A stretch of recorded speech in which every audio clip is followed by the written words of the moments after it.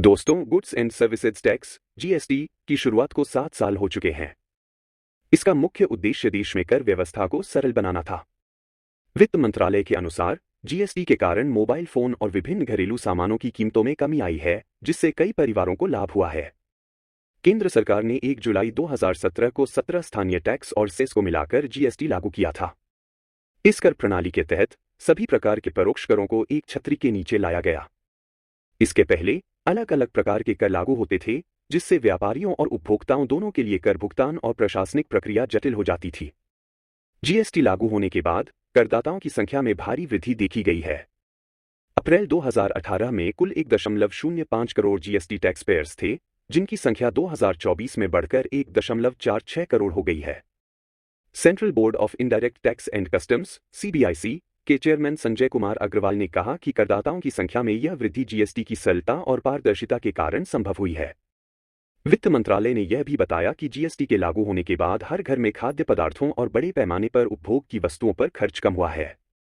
इसके तहत बिना पैकिंग वाले गेहूं, चावल, दही और लस्सी जैसे खाद्य पदार्थों पर जीएसटी लागू होने से पहले 2.5 से 4% कर लगाया जाता था, जो जीएसटी लागू होने के बाद शून्य हो गया। इस कर में कमी के कारण उपभोक्ताओं को इन आवश्यक वस्तुओं पर कम खर्च करना पड़ता है। जीएसटी के कारण मोबाइल फोन और अन्य घरेलू सामानों की कीमतों में भी कमी आई है।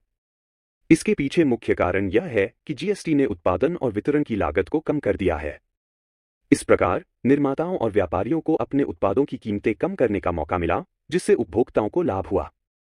जीएसटी के लागू होने से न केवल कर प्रणाली में सुधार हुआ है, बल्कि व्यापारियों और उद्योगों के लिए भी कई सुविधाएं उपलब्ध हुई हैं। इसके कारण विभिन्न प्रकार के करों और उनसे जुड़े दस्तावेजों का बोझ कम हुआ है। व्यापारियों को अब एक ही कर प्रणाली का पालन करना होता है, जिससे उनके लिए व्यवसाय करना आसान हो गया है। जीएसटी ने देश की अर्थव्यवस्था में भी सुधार लाने में महत्वपूर्ण भूमिका निभाई है। इससे न केवल कर संग्रहण में वृद्धि हुई है, बल्कि देश के विभिन्न हिस्सों में व्यापार की गति भी बढ़ी है।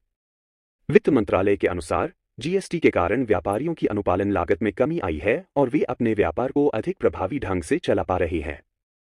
जीएसटी के 7 साल पूरे होने पर वित्त मंत्रालय ने इसके फायदों और उपलब्धियों को उजागर किया है।